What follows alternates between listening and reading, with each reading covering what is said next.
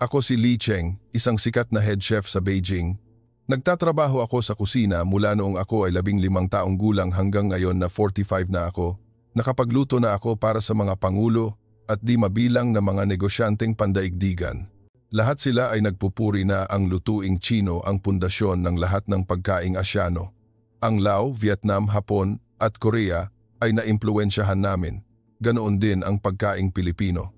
Sa paningin ko, ito ay isa lamang simpleng paghahalo ng matatapang na pampalasa at bigas, walang komplikasyon o malalim na pinagmulan tulad ng aming lutuing Chino.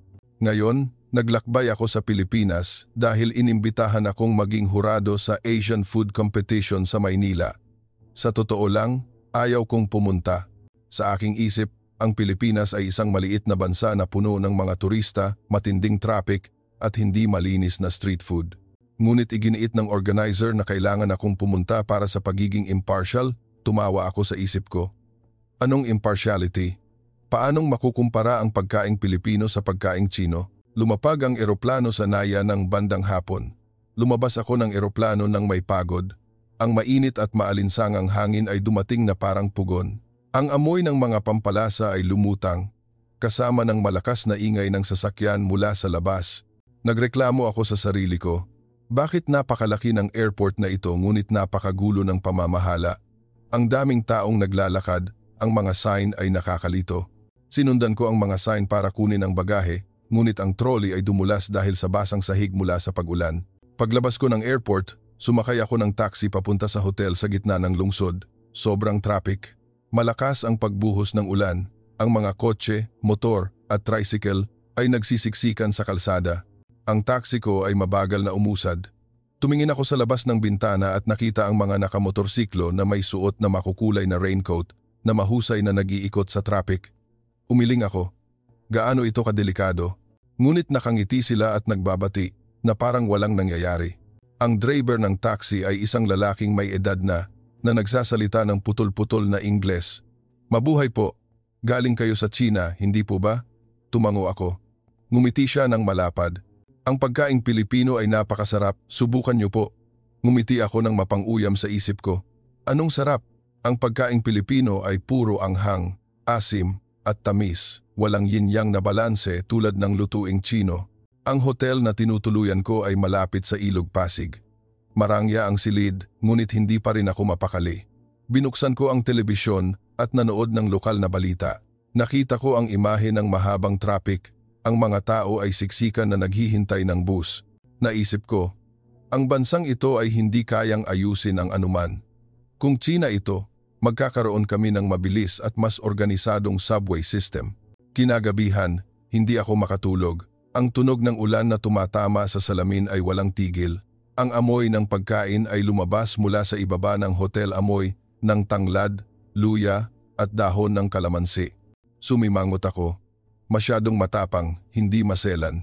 Bumangon ako at binuksan ang computer para tingnan ang impormasyon ng kompetisyon bukas. Karamihan sa mga kalahok ay Filipino chef. Ngumiti ako nang mapang-uyam ulit. Paano sila makikipagkumpetensya sa akin? Ako si Li Cheng, ang eksperto sa lutuing Sichuan at Cantonese. Kinabukasan, maaga akong nagising para maghanda. Bumaba ako para mag-almusal sa hotel. Congee lugaw na may pickled na gulay, nilagang itlog at kape simple, ngunit nagustuhan ko. Naalala ko ang almusal sa bahay, steamed bun na may abalone soup, mas malalim ang lasa noon. Sa daan patungo sa venue, sumakay ulit ako ng taxi. Traffic pa rin, ngunit sa pagkakataong ito, ang driver ay nagpatugtog ng malakas na OPM. Nagreklamo ako sa isip ko, ngunit ngumiti siya at nagsabing, awiting Pilipino, masaya yan. Hindi ako sumagot. Ang venue ay isang malaking ballroom sa isang marangyang hotel. Mainit akong tinanggap ng mga organizer. Isang dalaga ang nag-abot ng bulaklak. Maligayang pagdating, Chef Lee, sabi niya sa matatas na Ingles. Tumango ako. Nagsimula ang event sa pagpapakilala sa mga hurado at kalahok. May mga chef mula sa Hapon, Vietnam at maraming Pilipino. Ang unang tema ay ang pundasyon ng pagkaing Asyano. Sabi ko sa sarili, ito na ang pagkakataon ko. Patutunayan ko na ang lutuing Chino ang pinagmulan. Ngunit bago magsimula, inihayag ng organizer na naantala ang eroplano ng isang hurado mula sa Hapon dahil sa bagyo. Kailangang iurong ang event ng 1 oras. Bumuntong hininga ako. Ang bansang ito, walang anuman ang on time. Habang naghihintay, lumabas ako at nakita ang isang hanay ng mga nagtitinda ng karinderya, turo-turo. Mahaba ang pila ng mga tao. Tiningnan ko ang isang tindera na may niluluto sa malaking kawali. Ang matapang na amoy ay lumutang. Sumimangot ako, mukhang hindi malinis. Ang kawali ay itim, may langaw na lumilipad, ngunit ang mga kumakain ay nakangiti at masayang nagkukuwentuhan. Isang bata ang tumakbo para bumili at bumalik sa kanyang ina. Umiling ako. Paano magiging ligtas ang ganitong street food? Biglang lumapit ang organizer. Chef Lee, gusto niyo po bang subukan ang pagkaing Pilipino? Mayroon kaming espesyal na stall para sa mga hurado. Nag-alinlangan ako, ngunit para maging magalang, sumunod ako. Ang stall ay mas malinis kaysa sa inaasahan. Ang tindera ay may suot na guwantes. Ang mga sariwang gulay ay nakahanay. Nag-abot siya ng maliit na plato. Kinilaw na tanige, chef. Kinuha ko ng may pagdududa. Malaking hiwa ng tanige, niluto sa suka, sibuyas, luya at sili. Sinubukan ko ang unang kagat. Sumabog ang lasa sa aking bibig. Asim, anghang at kaunting alat balanse sa nakakagulat na paraan. Halos hindi ako makapaniwala. Ito ay simple ngunit mas perpekto kaysa sa ilang lutuing Chino. Tinanong ko ang tindera, saan galing ang resipe na ito? Ngumiti siya. Tunay na resipeng Pilipino, chef. Sariwang-sariwa ang luto sa bawat plato.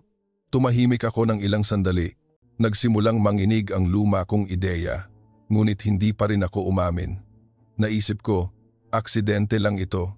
Hindi ganoon kaganda ang tunay na pagkaing Pilipino. Nagsimula na ang event. Umupo ako sa mesa ng hurado. Puno pa rin ang puso ko ng kumpiyansa. Patutunayan ko na ang lutuing Chino ang pinakamahusay. Ngunit ang sumunod na nangyari ay nagpabago sa lahat. Puno ang ballroom ng amoy ng mga pampalasa mula sa bukas na kusina sa gilid. Ang mga spotlight ay tumutok sa entablado. Ang mga kalahok ay nakahanay, nakasuot ng malinis na puting chef coat. Umupo ako sa tabi ng ibang hurado, may hawak na panulat para magtala. Ang unang tema ay paghahalo ng lasang Asyano sa isang plato. Kailangang magluto ng mga kalahok sa loob ng 1 oras. Ang una ay isang Japanese chef. Gumawa siya ng sushi na may teriyaki sauce. Tumango ako. Maganda, ngunit predictable. Pagkatapos, isang Vietnamese chef ang gumawa ng pho na may mabangong sabaw. Naisip ko, malinaw na impluensya mula sa Tsina. Turn na ng unang Filipino chef, isang binata na nagngangalang Anton. Ngumiti siya ng malapad bago magsimula. Sinigang na hipon ang gagawin ko, chef. Ngumiti ako ng mapang-uyam. Sinigang na naman? Isang mainit na tubig lang iyan na may matapang na pampalasa. Binuksan niya ang gas stove. Ang apoy ay umalingamgaw. Ang tubig ay kumulo sa malaking kaldero. Inihulog niya ang mga sariwang hipon. Ang balat ay naging pula ng tamaan ng init. Sinundan ito ng bias ng tanglad, dahon ng kalamansi na magaspang na hinati. Ang matapang na amoy ay lumutang sa buong silid. Sumimangot ako, masyadong hilaw. Hindi maselan tulad ng mahabang oras ng pagpapakulo ng sabaw ng China. Pumiga siya ng sariwang kalamansi, sampalok. Ang katas ay tumulo na sinundan ng patis, makapal na gata at pinitpit na sariwang sili. Ang kulay orange-red ng sabaw ay mukhang nakakatakot sa paningin ko. Ngunit nang inihain niya sa mangkok at inabot sa mga hurado para tikman, nag-alinlangan ako bago kumuha ng unang kagat. Sumabog ang lasa sa bibig ko ulit. Mainit mula sa sili, ngunit hindi masakit sa lalamunan. Sariwang asim mula sa sampalok, kalamansi, na pinutol ng mantika ng gata, maalat mula sa patis, at malalim ang amoy ng mga pampalasa. Lunok ko, halos hindi makapaniwala, kahangahangang balanse. Walang lasa ang nangibabaw sa isa. Ang ibang hurado ay tumango at nagbigay ng mataas na score. Nagbigay ako ng katamtamang score, ngunit nagsimula akong magduda sa isip ko. Bakit ito perpekto? Sa oras ng pahinga, lumapit ako kay Anton. Saan mo natutunan ang recipe na ito? Ngumiti siya. Mula sa aking lola, chef. Simpleng resipe, ngunit ina-adjust namin sa sariwang sangkap araw-araw. Natigilan ako. Sariwang sangkap. Sa Tsina, ginagamit namin ang mga pinatuyong bagay para mapanatili ang lasa ng matagal. Kinahapunan, may susunod na round, pagkaing kalye, street food, na itinaas sa fine dining. Isa pang Filipino chef, na nagngangalang Miel. Gumawa siya ng kinilaw na tuna na may fermented na isda at gulay. Umiling ako sa isip ko. Maalat, mabahong fermented na isda at hiniwang papaya. Paano ito makakain? Dinikdik niya ang sili at bawang sa isang stone mortar. Ang tunog ay umalingaw-ngaw. Ang hiniwang manipis na tuna ay inilagay, sinundan ng kamatis, pinaghalong fermented na isda, hiwa ng string beans, at patis, kalamansi, at muscovado sugar. Dinikdik niya ng malakas hanggang sa maghalo ang mga sangkap. Ang kulay green-red ay matingkad sa plato. Nang tikman, ang lasa ay crisp mula sa tuna na may gulay, maasim at maalat mula sa fermented na isda, ngunit hindi mabaho tulad ng naisip ko. Ang anghang mula sa sili ay pinutol ng tamis ng asukal. Ngumunguya ako ng string beans, nakakapresko sa nakakagulat na paraan. Tinanong ko, paano mo ferment ang isda para hindi ito mabaho? Ngumiti siya. Fermented sa inihaw na bigas. Chef, kinokontrol namin ang oras at kalinisan. Naalala ko ang street food na nakita ko kahapon. Hindi ito marumi, ngunit isang sining na nakatago. Kinagabihan, bumalik ako sa hotel, nakaupo, at nag-iisip tungkol sa lasa na nanatili sa bibig ko. Binuksan ko ang computer at naghanap ng impormasyon tungkol sa pagkaing Pilipino. Nakita ko ang maraming resipe na gumagamit ng sariwang halamang gamot. Nagreklamo ako sa sarili ko. Masyadong madali, walang komplikadong teknik, ngunit hindi ako makatulog. Ang tunog ng ulan na tumatama sa salamin ay walang tigil. Ang amoy ng pagkain mula sa kalsada ay lumutang. Bumangon ako, nagbihis, at lumabas. Mahina ang ulan, basa pa ang kalsada. Ang mga food stall ay may neon light na maliwanag. Ang mga tao ay nakaupo at kumakain ng siksikan. Naglakad ako sa isang stall. Ang parehong tindera na nagbigay sa akin ng kinilaw kaninang umaga ay nakangiti. Chef Lee, gusto niyo po bang tikman ulit? Tumango ako. Niluto niya ang tuna sa mainit na kawali. Ang tunog ay umalingaw-ngaw. Sumabog ang itlog, ang hipon ay tumalon sa kawali. Inilagay niya sa plato, sinabuyan ng mani at chives. Kinuha ko ang isang malaking kagat. Ang lasa ay tulad noong tanghali, ngunit mas sariwa. Tinanong ko, bakit malinis ang niluluto mo sa kalye? Tumawa siya. Hinuhugasan ang kawali bawat luto, chef. Sariwa ang binibili naming sangkap araw-araw. Ang mga kumakain sa paligid ay tumango. Isang bata ang tumakbo, bumili, at umupo para kumain kasama ang kanyang pamilya. Masaya silang nagkukuwentuhan. Umupo ako sa tabi ng tindera at nagtanong tungkol sa buhay niya. Matagal na kayong nagbebenta? 10 taon na po. Nakapagpatapos ako ng mga anak mula sa stall na ito. Natigilan ako. Nagsimulang manginig ang ideya ko tungkol sa maruming street food. Kinabukasan, ang semifinals ng kompetisyon. Tema, inobasyon sa tradisyonal na pagkain. May isang Filipino chef na nagngangalang Chef Minerva. Gumawa siya ng lapas bachoy ngunit may wagyu beef mula sa Hapon. Naisip ko, nang hihiram lang ng ideya mula sa iba. Ngunit nang tikman, ang karne ay malambot, ang sabaw ay mabango mula sa bawang, sibuyas at patis. Ang lasa ay matapang ngunit hindi nakakaumay. Nagbigay ako ng mataas na score nang hindi ko namamalayan. Sa oras ng pahinga, inanyayahan ng organizer ang mga hurado sa lokal na food market para maghanap ng inspirasyon. Ayaw kong pumunta, ngunit para maging magalang, sumunod ako. Ang palengke ay malaki. Ang amoy ng sariwang isda ay hinaluan ng matatapang na halamang gamot. Ang mga tao ay naglalakad. Ang mga tindera ay sumisigaw. Ang tawa ay malakas. Nakita ko ang isang stall na nagbebenta ng pampalasa. Pinatuyong sili, sariwang luyang dilaw at berdeng dahon ng kalamansi. Dinala ako ng organizer sa isang stall. Gusto niyo po bang subukan gumawa ng kinilaw niyo? Nag-alinlangan ako, ngunit kinuha ko ang lusong. Tinuruan ako ng tindera na dikdikin muna ang sili at bawang, pagkatapos ay ilagay ang tuna, dinikdik ko ng malakas. Tumalsik ang tubig. Tumawa siya ng mahina, dahan-dahan chef. Hayaan mong maghalo ang sangkap. Sinubukan ko ng dahan-dahan, ang amoy ay unti-unting lumabas mas malalim na amoy kaysa sa ginawa ko noon.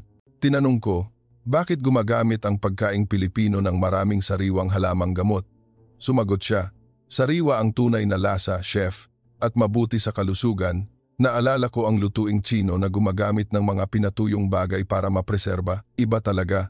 Sa kompetisyon, mas marami akong napansin sa mga Filipino chef. Nakangiti sila, nagtutulungan, at nagbabahagi ng mga tip hindi tulad ng mga Chinese chef na matindi ang kompetisyon. Papalapit na ang finals. Kumpiyansa pa rin ako na mananalo ang lutuing Chino, ngunit may maliit na tanong sa aking isip. Kinagabihan, naglakad ako sa tabi ng Ilog Pasig.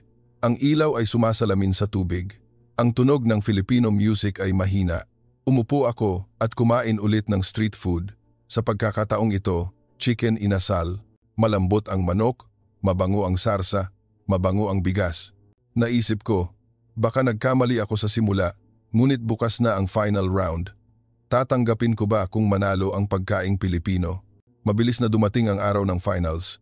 Masigla ang ballroom kaysa sa ibang araw. Ang mga manonood ay siksikan, ang mga mamamahayag ay may dalang kamera para mag-live broadcast. Ang huling tema, pagkaing Asyano ng hinaharap paghahalo at inobasyon. Ang natitirang 3 kalahok, 1 mula sa Hapon, 1 mula sa Vietnam, at 1 mula sa Pilipinas si Chef Minerva, isang dalaga na nasa 30s na laging nakangiti. Umupo ako sa mesa ng hurado. Mas mabilis ang tibok ng puso ko kaysa sa dati. Hindi ako nakatulog kagabi. Iniisip ang lasa ng pagkaing Pilipino na nananatili sa bibig ko. Sinabi ko sa sarili ko, aksidente lang ito. Mas mataas pa rin ang lutuing Chino. Nagsimula ang mga kalahok. Ang Japanese chef ay gumawa ng ramen fusion na may truffle. Ang sabaw ay mabango ngunit predictable. Ang Vietnamese chef ay gumawa ng noodle na may lokal na halamang gamot. Balanse ang lasa ngunit hindi kakaiba. Turn na ni Chef Minerva. Ngumiti siya ng malapad. Modernong sinigang hotpot ang gagawin ko. Isang fusion sa pagitan ng sinigang at shabu-shabu, ngunit gagamit ng molecular technique. Sumimangot ako. Anong fusion? Ang aming Chinese hotpot ang orihinal. Sabaw na pinakuluan ng matagal, sariwang karne na isasausaw sa sarsa. Binuksan niya ang electric stove. Ang sabaw ay kumulo sa transparent na kaldero. Inihulog niya ang galangal, tanglad, at dahon ng kalamansi, sinundan ng sariwang gata at tamarind concentrate. Ang kulay orange-red ng sabaw ay matingkad. Gumamit siya ng kakaibang tool, nag-iniksyon ng liquid nitrogen ang sabaw ay naging foam, umalingaw-ngaw ang matapang na amoy. Inihanda niya ang hiniwang wagyu beef, sariwang gulay, hipon, at brown rice noodles sa isang plato. Pagkatapos ay ibinuhos ang foamy na sabaw. Ang foam ay sumabog, naglalabas ng matapang na lasa. Kumuha ako ng unang kagat. Ang sabaw ay pumasok sa malambot na karne. Ang anghang at asim mula sa sinigang ay hinaluan ng mantika mula sa hotpot, ngunit ang molecular technique ay nagpasabog sa lasa ng dahan-dahan sa bibig ko. Halos hindi ako makapaniwala. Ito ay cutting edge, ngunit pinanatili pa rin ang tunay na pinagmulan ng Pilipino. Pumalakpak ang ibang hurado. Nagbigay ako ng pinakamataas na score nang hindi ko namamalayan. Ngunit inihayag ng organizer ang isang surprise. Para sa kasiyahan, si Chef Lee ay makikipagkumpetensya sa isang espesyal na challenge kay Chef Minerva. Gumawa ng hotpot na may parehong tema. Nagulat ako. Hindi ako naghanda, ngunit para sa dangal, tinanggap ko. Nagmadali ako sa kusina. Mayroon lang akong 30 minuto. Gumawa ako ng tradisyonal na Sichuan hotpot. Sabaw na pinakuluan mula sa buto ng baboy, mainit na mantika ng Sichuan chili, karne ng baka, hipon, at Chinese vegetables. Naisip ko, tiyak na mananalo ito.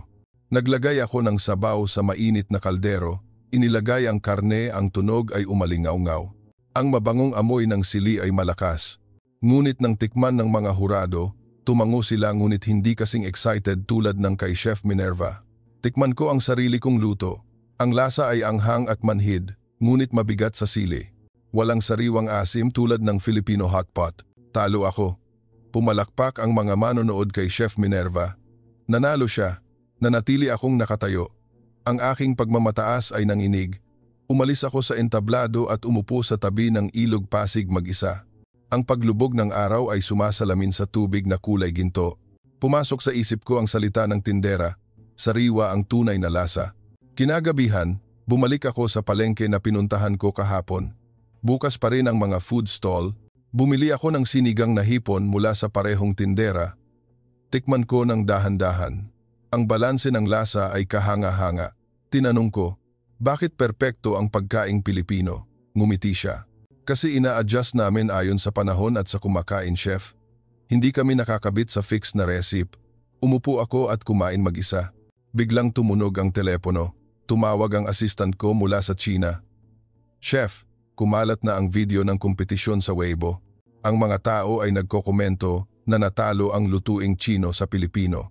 Natigilan ako, mabigat ang puso ko. Binuksan ko ang clip. Ang mga komento ay bumaha. Ang lutuing Chino ay matanda, ngunit hindi umuunlad. Nanalo ang Pilipinas dahil sa pagiging sariwa at creative. Pinatay ko ang telepono. Ang galit ay hinaluan ng pagdududa. Bumalik ako sa hotel. Nagsimulang umulan. Ang tunog ng ulan na tumatama sa lupa ay tumunog. Naisip ko, baka nagkamali ako sa simula. Ang pagkain ay hindi kompetisyon ng pinagmulan, ngunit pagbabahagi. Ngunit bukas, kailangan ko nang bumalik sa Tsina. Paano ko haharapin ang katotohanan ito? Umupo ako sa aking silid, nakatingin sa bintana. Ang Maynila sa gabi ay kumikislap. Nagpasya ako. Mag-i-stay pa ako ng isang araw para matuto pa.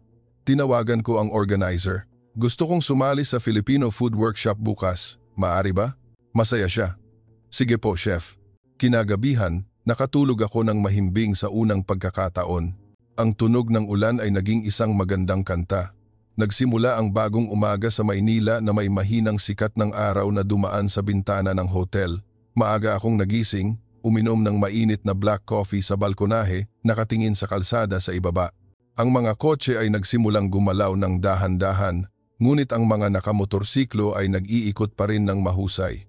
Nagreklamo ako dati sa traffic, ngunit ngayon, nakikita ko na ito ay bahagi ng buhay dito. Ang mga Pilipino ay mahusay umangkop. Hindi sila nagrereklamo, ngunit naghahanap ng solusyon. Nagbihis ako ng simple. Puting shirt, jeans hindi suit tulad ng dati.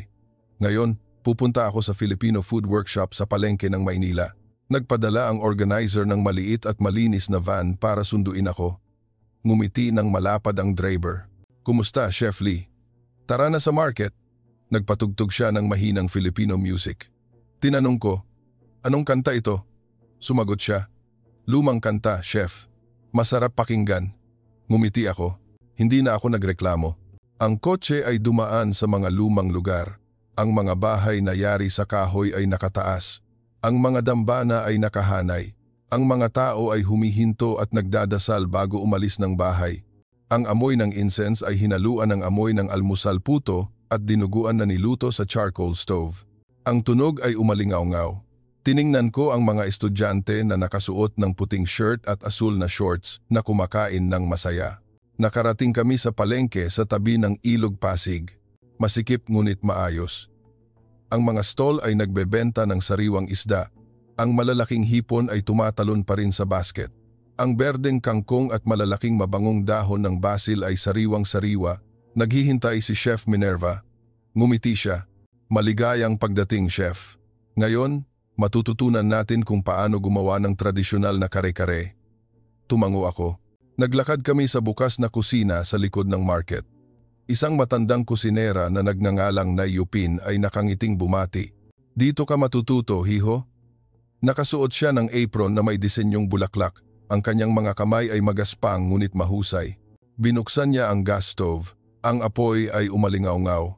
Nagsimula siya sa pagdikdik ng pampalasa, berdeng sili, bawang, luya, sibuyas, mani at kaunting bagoong.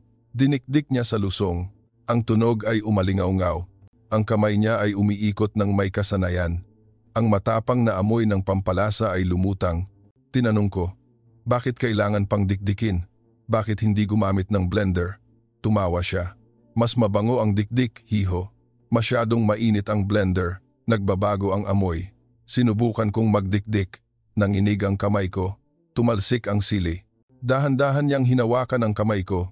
Dahan-dahan, hiho. Hayaan mong maghalo ang sangkap. Sinunod ko ng dahan-dahan. Ang amoy ay unti-unting lumabas. Mas malalim na amoy kaysa sa dati. Pagkatapos, igisa niya ang pampalasa sa mainit na kawali. Sumabog ang langis.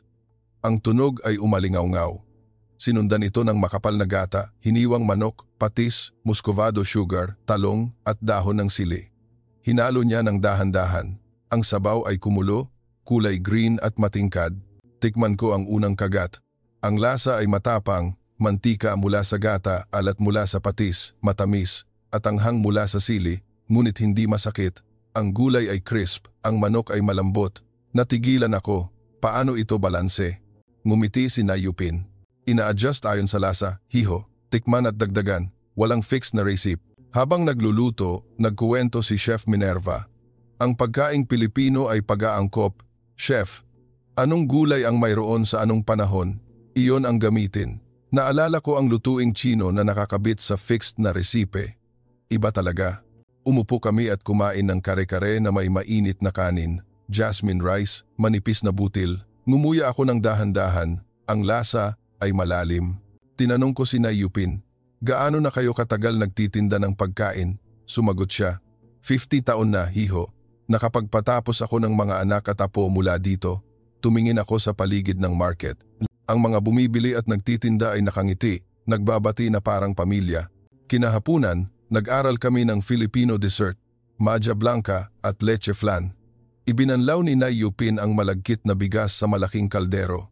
Ang init ay lumutang, ang amoy ng pandan ay matamis. Sinubukan kong humubog ng flan. Ang kamay ko ay malagkit. Tumawa siya. Dahan-dahan hijo. Ang dessert ay malambot, malagkit, matamis at balanse. Nagsimula akong maintindihan. Ang pagkaing Pilipino ay hindi lang lasa, ngunit komunidad at pagbabahagi. Kinagabihan, naglakad ako sa night market. Ang mga tao ay bumibili ng kwek-kwek na luto sa mainit na kawali. Ang amoy ng batter at suka ay lumutang. Kumain ako ng mainit, crisp sa labas, malambot sa loob. Ngumiti ako sa tindera. Tinanong niya, "Masarap ba?" Sumagot ako, "Napakasarap." Ito ang unang pagkakataon na sinabi ko ng taos-puso. Kinagabihan, bumalik ako sa hotel. Binuksan ko ang computer. Tiningnan ko ang mga komento sa Weibo. Bumabaha pa rin, ngunit hindi na ako galit. Nagsimula akong maghanap ng mas maraming impormasyon tungkol sa pagkaing Pilipino. Nakita ko ang kasaysayan ng kalakalan ng halamang gamot mula sa India, pampalasa mula sa Portugal, ngunit hinaluan ng mga Pilipino hanggang sa naging kakaiba. Tinawagan ko ang assistant ko. "Iurong mo ang flight ko pauwi ng China ng 3 araw pa."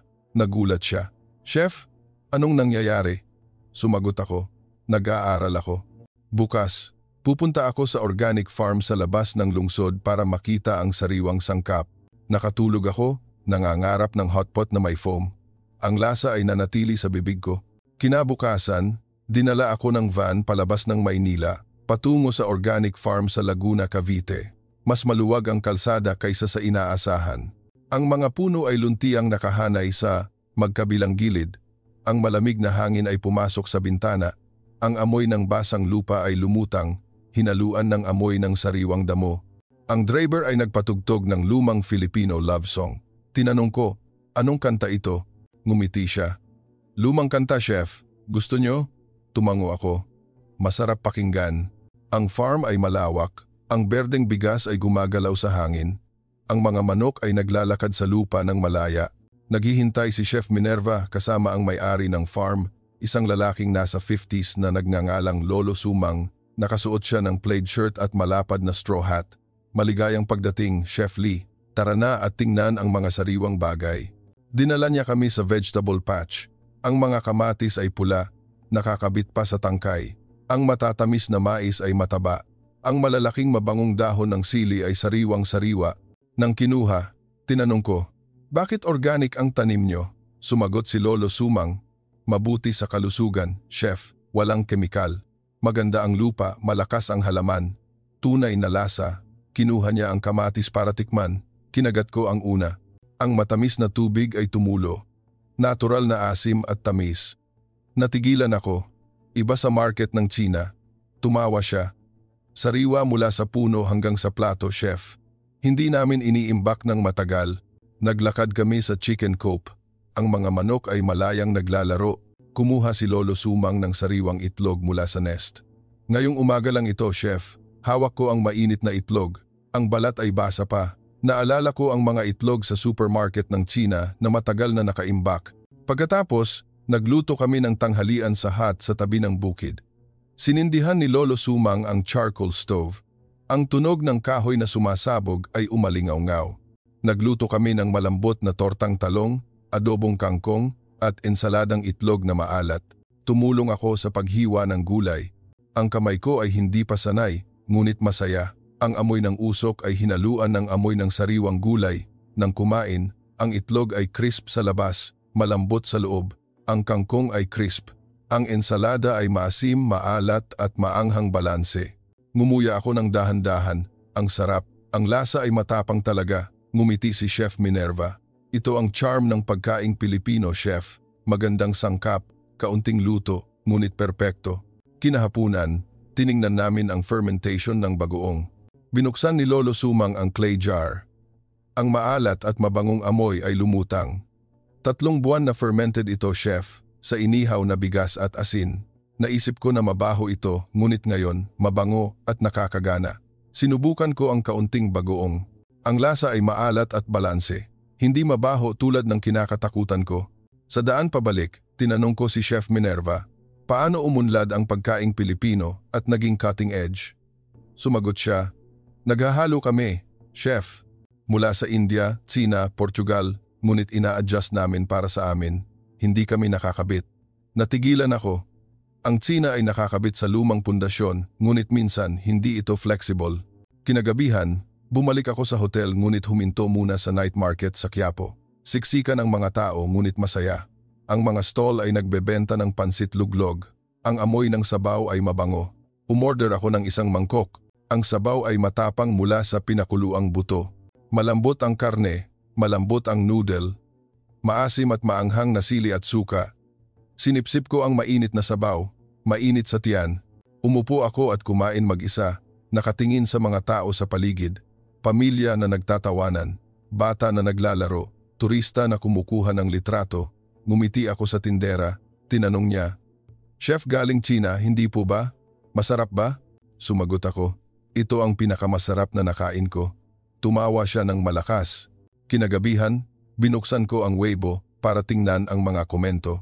Nagrereklamo pa rin, ngunit nagsimula akong makakita ng bagong anggulo. May nagsasabing, subukan ang pagkaing Pilipino, sariwa at creative. Nag-type ako ng sagot sa unang pagkakataon. Nag-aaral ako. Napakagaling talaga. Ngunit tumunog ulit ang telepono. Tumawag ang assistant. Chef, may problema sa aming bahay. May mga customer na nag-cancel ng reservation dahil sa video ng kompetisyon. Natigilan ako. Nagsimula akong magpanic. Mawawala ba ang fame ko? Naglakad ako sa balkonahe, nakatingin sa Maynila sa gabi. Ang ilaw ay kumikislap. Naisip ko, baka ito na ang turning point. Bukas, mag-aaral ako kung paano gumawa ng sinigang hotpot kay Chef Minerva para maibalik sa aking restaurant. Nakatulog ako ng may excitement at anxiety. Kinabukasan, nagising ako na may kakaibang pakiramdam. Mas mabilis ang tibok ng puso ko kaysa sa dati. Nagbihis ako ng simple ulit at sumakay ng kotse papunta sa bahay ni Chef Minerva sa labas ng lungsod. Bahay na yari sa kahoy, 2 palapag, maliit na vegetable garden sa harap. Ang mga manok ay naglalakad sa lupa ng malaya. Ang amoy ng pandan ay lumutang mula sa kusina sa likod. Naghihintay si Chef Minerva, nakasuot ng apron na may cartoon design. Tara na at mag-aral kung paano gumawa ng Filipino hotpot, Chef. Ngayon, special seafood sinigang hotpot. Ngumiti ako. Gusto kong matutunan para i-adjust sa restaurant ko. Tumango siya. Maganda, Chef. Ang Filipino hotpot ay flexible. Maaaring i-adjust ayon sa sangkap. Naglakad kami sa malaking kusina. Malaking kaldero ang nakalagay sa gas stove. Sinindihan niya ang apoy. Ang tunog ay umalingaw-ngaw. Nagsimula siya sa sabaw. Pinatuyong hipon at buto ng manok na pinakuluan ng dahan-dahan sa loob ng kalahating oras. Ang mabangong amoy ay lumutang. Sinundan ito ng galangal, tanglad at dahon ng kalamansi na magaspang na hinati. Tinanong ko, bakit hindi dikdikin ang pampalasa? Sumagot siya, seafood hotpot ay nakatuon sa pagiging sariwa, Chef. Pakuluan lang para lumabas ang amoy. Inihulog niya ang hipon, pusit, tahong at alimango. Ang tubig ay kumulo.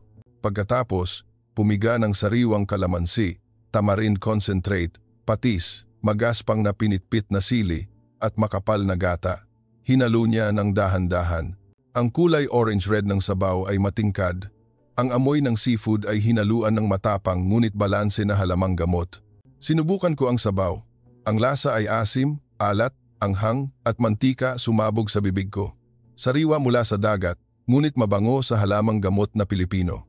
Tinuruan niya akong isausaw ang sariwang gulay, bean sprouts, kangkong at repolyo sa seafood dipping sauce, pinitpit na sili, bawang, kalamansi at patis. Isinausaw ko ang hipon. Pumasok ang sabaw sa malambot na karne. Ngumuya ako ng dahan-dahan, sariwa at balanse. Ngumiti siya. I-adjust ang lasa ayon sa gusto mo, chef. Walang tama o mali. Habang nagluluto, nagkuwento ako tungkol sa restaurant ko sa Beijing. Gusto ng mga customer ang Sichuan hot pot, ang anghang at manhid. Tumango siya. Subukan mo itong ihalo, chef. Ang anghang at manhid mula sa Sichuan at ang sariwang asim mula sa Pilipinas. Naging excited ako. Sinubukan kong maglagay ng pinatuyong Sichuan chili. Nagbago ang sabaw. Ang anghang at manhid ay pinutol ng asim. Tikman ko. Ito ay fusion hot pot. Tumawa siya. Ang pagkain ay walang hangganan, chef. Umupo kami at kumain ng mainit na hot pot na may kanin at brown rice noodles. Sinipsip ko ang sabaw. Mainit sa tiyan. Ang sariwang seafood ay malalim ang lasa. Tinanong ko, kailan ka pa nagluluto? Nagkuwento siya.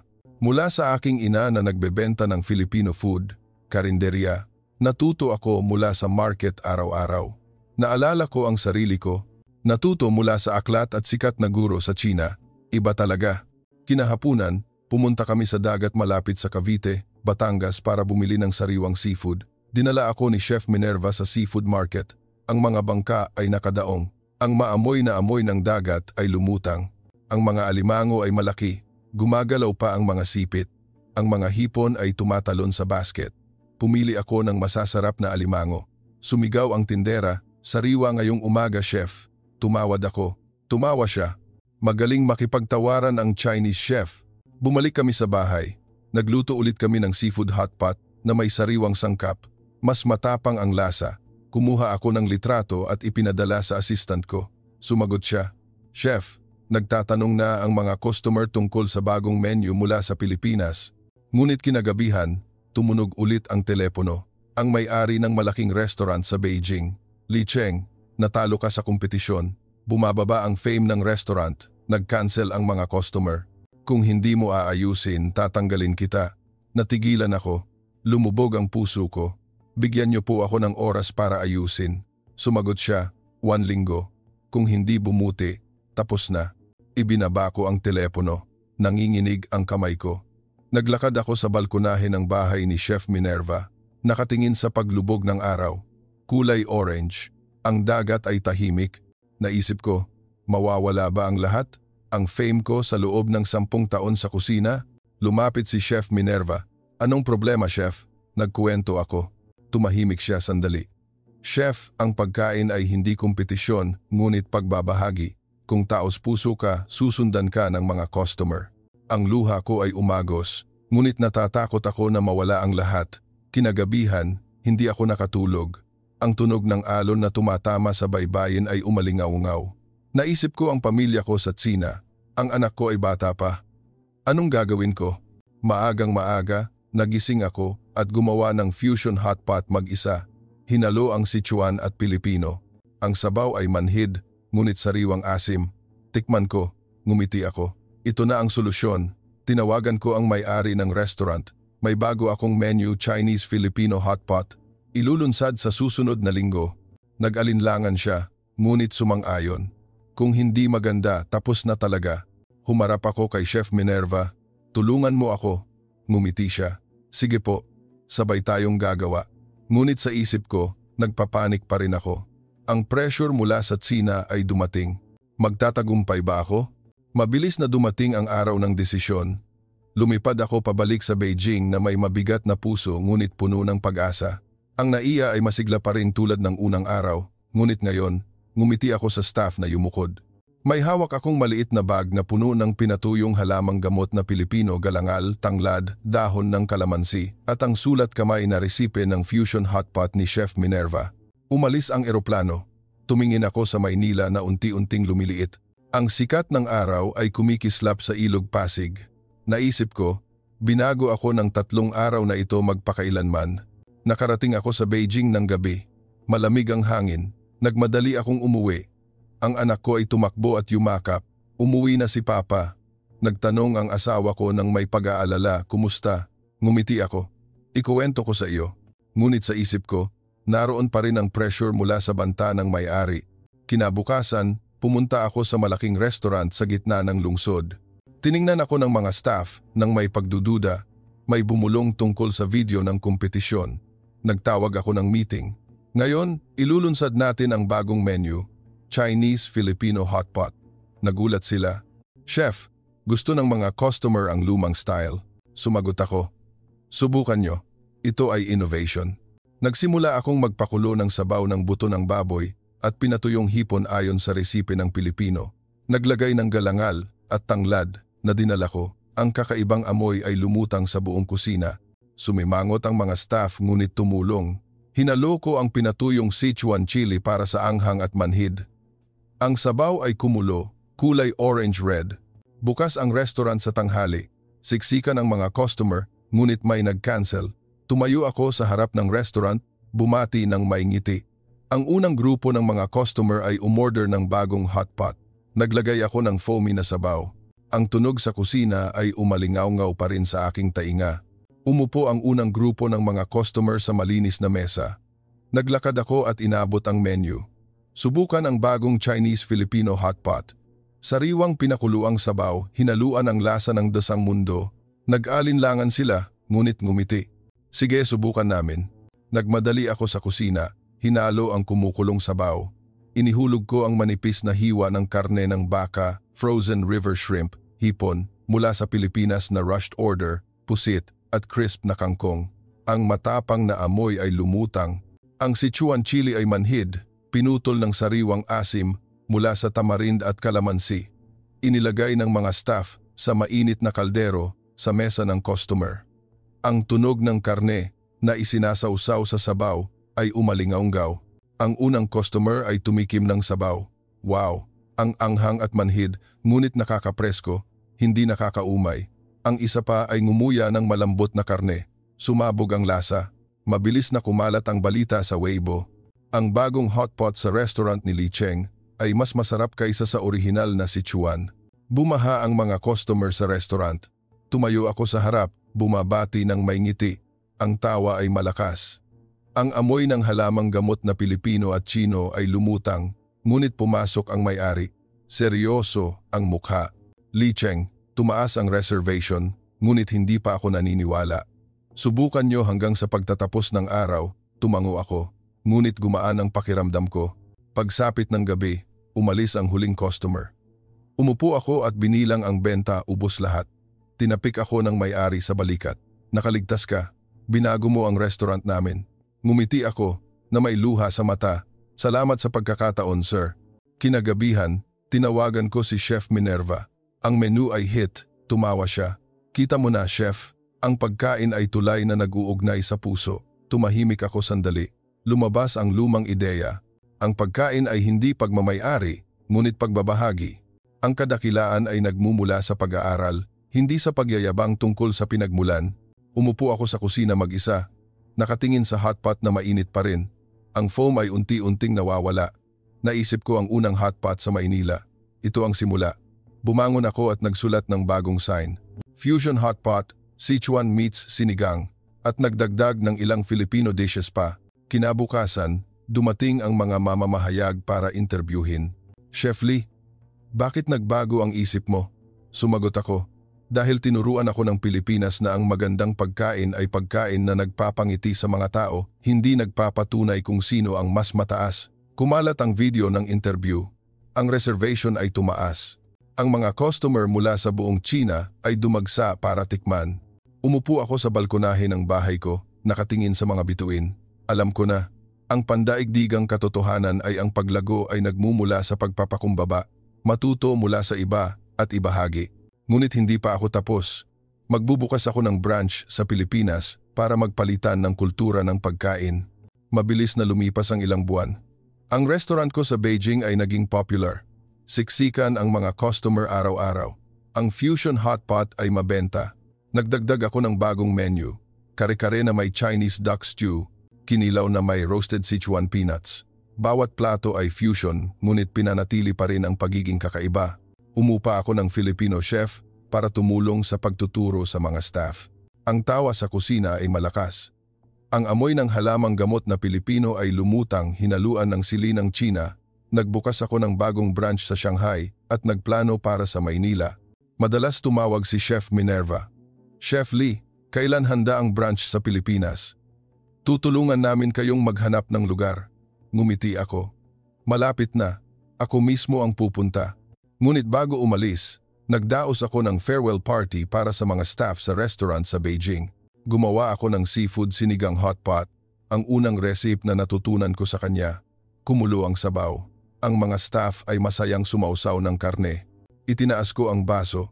Salamat sa lahat at salamat sa Pilipinas na nagpabago sa akin. Pumalakpak sila.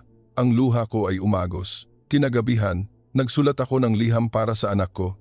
Anak, inisip ko noon na ang lutuing Chino ang pinakamahusay, ngunit natutunan ko na ang kadakilaan ay nagmumula sa pagiging open-minded, matuto mula sa iba, hindi sa pagsasara ng sarili. Maging mapagpakumbaba at laging magbahagi. Ipinadala ko ang liham kasama ng regalo, Filipino dessert at pinatuyong pampalasa. Sumagot ang anak ko, Papa, gusto kong pumunta sa Pilipinas kasama ka. Ngumiti ako, sama-sama tayong pupunta. Lumipad ako sa Maynila ulit. Ang naiya ay masigla pa rin. Lumabas ako. Ang mainit at maalinsangang hangin ay dumating, ngunit ngumiti ako. Sinundo ako ni Chef Minerva. Maligayang pagbabalik, Chef. Nagmaneho kami papunta sa palengke sa Maynila. Naghanap ako ng lugar para magbukas ng branch, isang lumang bahay na yari sa kahoy sa tabi ng ilog. Ngumiti ang may-ari. Chinese chef? Maligayang pag-upa.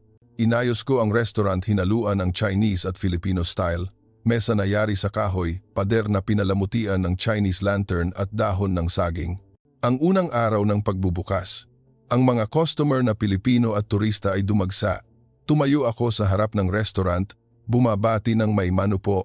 Pagbati, malakas ang tawa, dumating sina Yupin para tikman. Masarap pa rin, hiho, ngunit magaling kang maghalo ng Chino. Dinala ni Lolo Sumang ang sariwang gulay mula sa farm. Gamitin mo ang amin, chef. Niyakap ko siya. Salamat, Lolo. Naging hit ang restaurant sa maikling panahon. Dumating ang mga mamamahayag na Pilipino para interviewin. Chef Lee, bakit nagbukas kayo dito? Sumagot ako.